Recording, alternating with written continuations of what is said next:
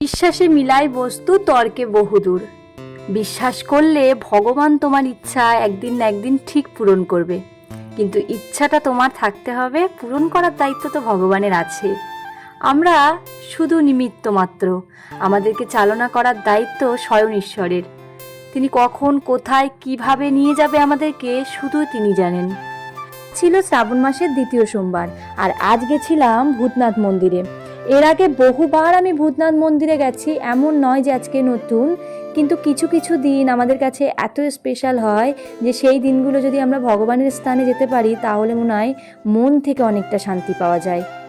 একটা অনেক বড় আঘাত থেকে আমি ভেবেছিলাম ভূতনাথ মন্দিরে আমি আর হয়তো কখনো আসবো না, কিন্তু ওই যে মহাদেব যদি নিজে চায় তাহলে তার দরবারে না গিয়ে থাকা অসম্ভব।